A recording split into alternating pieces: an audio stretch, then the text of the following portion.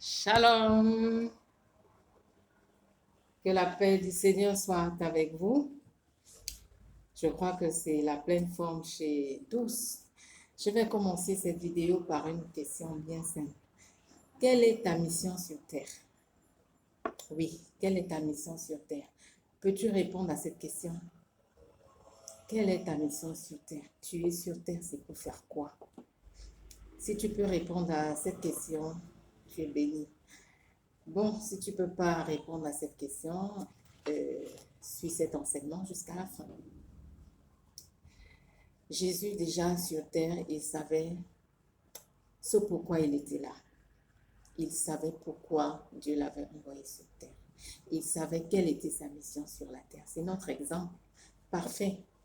Il est écrit dans Jean 3, verset 8, que Jésus est apparu afin de détruire les œuvres du diable. Également dans Galates 4, verset 4, qu'est-ce qui est écrit? Qu'il est venu pour racheter l'humanité. Et lui-même, il le disait à chaque fois. Ce pourquoi je suis né et ce pourquoi je suis venu sur la terre, c'est de racheter l'humanité. Dans Luc 19, verset 10, il est écrit, et c'est toujours lui qui dit qu'il est venu chercher et sauver ceux qui étaient perdus. Donc Jésus connaissait quelle était sa mission sur terre. Toi, quel est ton rôle? Pourquoi Dieu t'a envoyé sur terre? Il faut savoir une chose, personne n'est sur terre au hasard. Personne n'a été parachuté sur la terre juste pour peut-être observer les autres ou pour faire ce qui lui semble bon, se lever et puis, bon, je fais ce qui me passe par la tête. Non, personne n'est sur terre pour agir de la sorte. Paul, l'apôtre Paul, dans Acte 26, la Bible nous dit quoi? Que Paul, je veux lire ce passage avec nous. Acte 26, verset 16 à 18. Mais lève-toi et tiens-toi sur tes pieds, car voici pourquoi je te suis apparu. Je te destine à être serviteur et témoin des choses que tu as vues de moi et de celles pour lesquelles je t'apparaîtrai.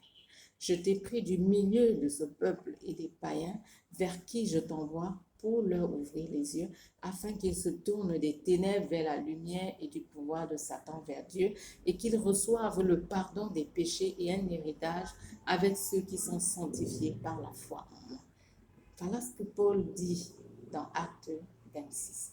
Paul savait ce pourquoi Jésus l'avait appelé, ce qu'il était appelé à faire. Ça, il le savait. Quand on lit les Actes des Apôtres, chapitre 13, qu'est-ce qui est écrit? Le Saint-Esprit a dit, pendant qu'ils jeûnaient et priaient les disciples, le Saint-Esprit est venu, il a dit, mettez-moi à part Barnabas et Saul pour l'œuvre à laquelle je les ai appelés. Il y avait une œuvre qu'ils étaient appelés à faire. Vous allez peut-être me dire, bon, ça c'était les apôtres, bon, ça c'était Jésus. Comme je l'ai dit précédemment, Jésus est notre exemple parfait. C'est lui que nous devons suivre. Il savait ce pourquoi il était sur terre. Les apôtres des disciples savaient ce pourquoi ils étaient sur terre. Voilà pourquoi ils ne couraient pas en vain. Ils n'allaient pas partout. Même pour prêcher, ils savaient qu'ils avaient des endroits où prêcher, ils savaient qu'ils avaient des personnes à qui ils pouvaient parler, d'autres non. Parce qu'ils savaient exactement ce pourquoi ils étaient là. Tels vers les païens, d'autres vers les juifs seulement. Ils savaient ce pourquoi ils étaient sur terre. Lisons ce passage de Éphésiens chapitre 2, le verset 10 nous dit, « Car nous sommes son ouvrage, nous avons été créés en Christ Jésus pour des œuvres bonnes que Dieu a préparées d'avance afin que nous les pratiquions. » J'aime beaucoup ce verset. Qu'est-ce qu'il dit? Que nous avons été créés en Christ Jésus. C'est pour faire quoi? Pour faire des œuvres bonnes que Dieu a préparées à l'avance pour que nous les pratiquions. Ça veut dire que même bien avant notre naissance, Dieu savait déjà ce que nous viendrons faire sur terre, ce qu'il nous appelle et ce qu'il nous destine à faire une fois sur terre. Ces œuvres bonnes, Dieu l'avait déjà Dieu les avait déjà préparées. Si vous allez plus loin en lisant les prophètes comme Jérémie, comme Ézéchiel, vous verrez qu'eux-mêmes, dès la naissance, dès le ventre de leur maman, ils étaient consacrés avant leur naissance, ils étaient consacrés au Seigneur. Et une fois venus au monde, ils savaient ce qu'ils avaient à faire. Personne n'est sur terre par hasard. Chacun a quelque chose de prédéfini, quelque chose de précis à faire sur terre. Chacun d'entre nous. C'est à nous maintenant d'entrer dans les plans parfaits de Dieu. On ne se lève pas parce qu'on est sur terre, on décide, je vais aller à tel endroit, je vais vivre dans tel pays, je vais me lancer dans telle activité. Non. Sur terre, c'est pas comme ça qu'on agit quand on est enfant de Dieu. Si déjà vous n'êtes pas déjà un enfant de Dieu, ça veut dire que vous n'avez pas encore reçu Jésus-Christ dans votre cœur, dans votre vie, comme le sauveur de votre âme, comme le Seigneur de votre vie, c'est le moment de le faire. Devenez enfant de Dieu, parce que c'est ceux qui sont conduits par l'Esprit de Dieu qui sont enfants de Dieu.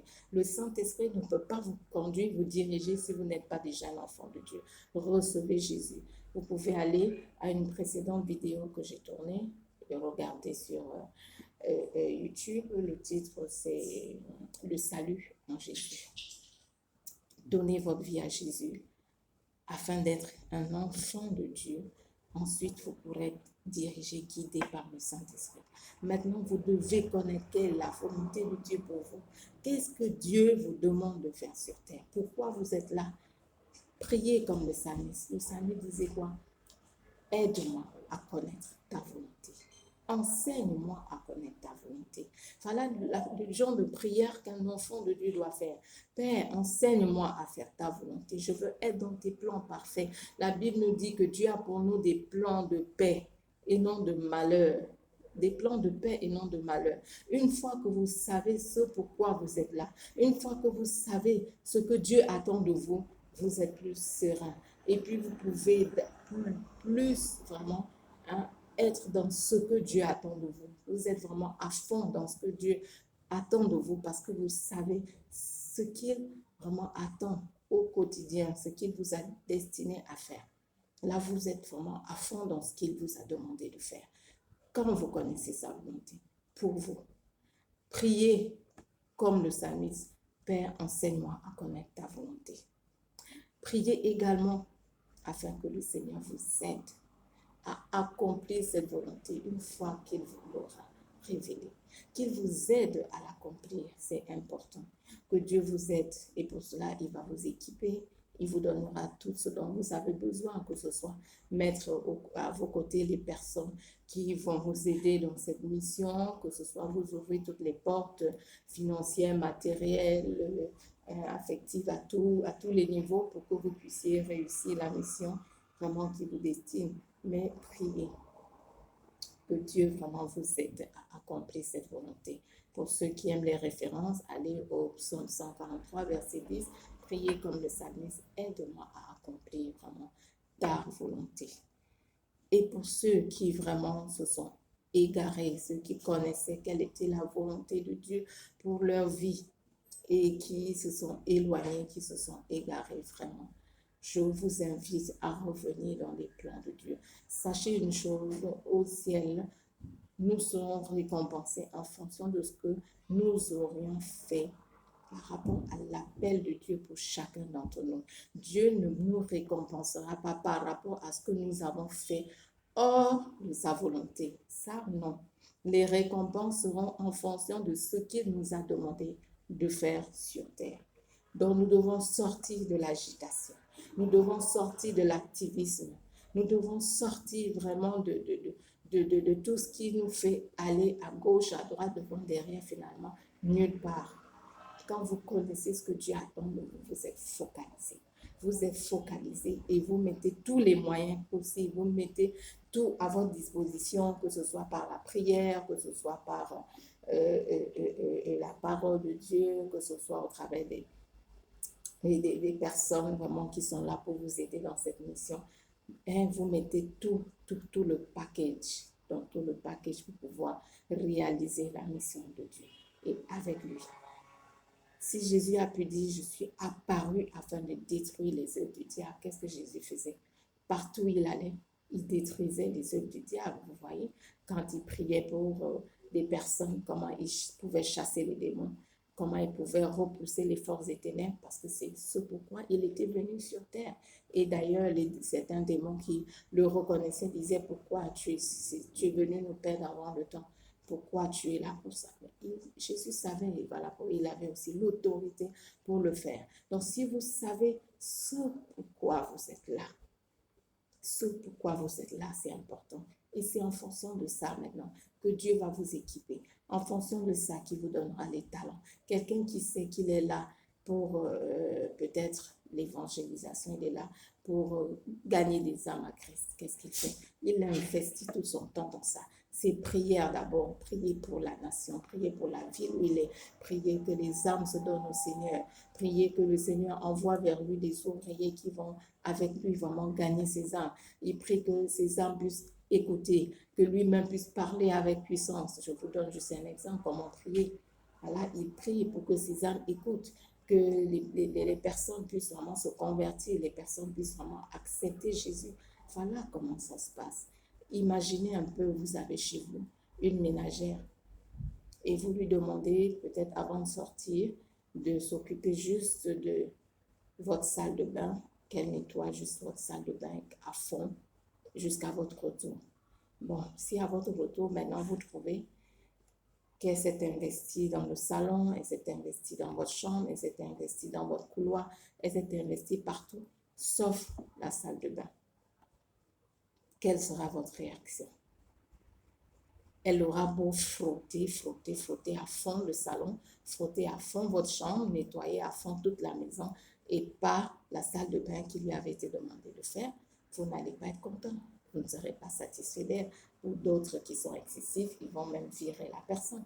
Vous voyez un peu, c'est comme ça que ça se passe avec le Seigneur. Qu'est-ce qu'il vous a demandé de faire? Quelle est votre mission? Où est-ce qu'il vous place? Parce que même Dieu a ses stratégies. Il ne place pas des personnes dans un pays ou dans une ville au hasard. C'est pas qu'on se lève un matin, bon, je vais aller en Chine. On se lève un matin, bon, je vais être à Shanghai. On se lève un matin, voilà, je vais faire les business. On se lève un matin, voilà ce que je veux faire. Non. Ceux qui sont conduits par le Saint-Esprit sont enfants de Dieu. Laissez-vous conduire par le Saint-Esprit et demandez-lui, Saint-Esprit, qu'est-ce que je dois faire? Saint-Esprit, quelle est ma mission? Où est-ce que je dois être? Et c'est comme ça qu'il pourra vous dire, voilà, vous êtes appelé. Je reste dans mon exemple, évangéliser à Dakar. Vous êtes là pour les âmes de Dakar. Et si vous dites que vous êtes à Dakar, vous n'allez pas aller à l'intérieur du pays parce qu'il vous a dit à Dakar. Vous restez donc à Dakar. Parce que quand vous êtes également là où Dieu veut que vous soyez, sachez une chose, c'est là-bas que vous avez sa protection. Et c'est là-bas que vous avez aussi ses bénédictions. C'est là-bas aussi qu'il vous ouvre les portes. Dieu ne va pas vous ouvrir les portes si vous êtes là où il ne vous a pas envoyé. Vous ne serez pas protégé par lui si vous êtes là où il ne vous a pas envoyé. Si vous faites ce qu'il ne vous a pas demandé de faire, vous n'aurez pas son aval. Vous n'aurez pas ses bénédictions. Vous n'aurez pas sa main sur vos vies si vous êtes hors de sa volonté. Bien-aimé, quelle est ta mission sur terre? Es-tu dans la volonté de Dieu? Es-tu en train d'accomplir les plans parfaits de Dieu pour ta vie? Si oui, va de l'avant. Et si non, entre dans les plans parfaits de Dieu. Si tu en réalises déjà peut-être un ou deux et que tu n'es pas encore dans la totalité de ce qu'il attend pour toi, lance-toi à fond avec le Saint-Esprit. Il t'inspirera, il te montrera vraiment ce qu'il attend de toi, ce qu'il attend de toi. Quand nous demandons clairement au Seigneur ce pourquoi nous sommes sur terre, il va toujours nous parler, il va toujours nous révéler ce pourquoi nous sommes sur terre. Et ça nous évite vraiment d'être dans la dépression, ça nous évite vraiment d'être dans toutes sortes d'états parce qu'on n'obtient pas peut-être les résultats escomptés ou parce que on ne voit pas d'emblée ce qu'on aurait voulu voir dans nos vies. Moi, même si vous êtes marié, moi je parle femme mariée et que votre époux a une vision et vous transmet la vision, priez également. Priez, demandez au Seigneur, qu'est-ce que vous êtes appelé à faire aux côtés de votre mari? Qu'est-ce que vous êtes appelé à faire Dieu vous destine à quoi? Quelle est exactement votre mission? Une fois que vous connaissez, vous avez entendu la voix de Dieu, je vous assure, vous êtes plus focalisé, vous êtes concentré dans ce que vous avez à faire, vous mettez tout en œuvre afin que ce que Dieu vous a demandé de faire puisse vraiment se réaliser et que ce soit un plein succès. On a déjà vu un peu l'enseignement sur les talents que Dieu nous donne. Focalisons-nous quand nous connaissons ce que Dieu attend de nous, quand nous savons vraiment ce pourquoi nous sommes sur terre. Et quand on sait vraiment ce pourquoi on est sur terre, je vous assure, on n'a pas à murmurer, on n'a pas à pleurnicher parce que peut-être les résultats tardent ou les choses ne sont pas encore en place, mais on persévère. Ça vous permet vraiment de persévérer, ça vous permet d'aller de l'avant parce que si vous savez que Dieu vous appelle à prêcher, par exemple, dans une ville, si vous n'avez que 2 ans, vous allez persévérer dans ce que vous faites parce que vous savez que c'est Dieu qui vous appelle à le faire. Mais si, dès le départ, vous ne savez pas que c'est votre mission sur Terre, au bout de quelque temps, vous allez lâcher. Au bout de quelque temps, vous allez abandonner la mission en pensant que bon, c'est peut-être pas votre appel sur Terre. Vous serez découragé. Vous allez peut-être aller ailleurs, pensant que c'est ailleurs que vous allez porter du fruit. Vous voyez un peu. C'est pourquoi c'est capital de connaître ce que Dieu attend de vous. Et en fonction de ça, vous pourrez persévérer. En fonction de ça, vous pourrez aller de l'avant. Que Dieu vous bénisse et à très bientôt pour une prochaine vidéo. Shalom.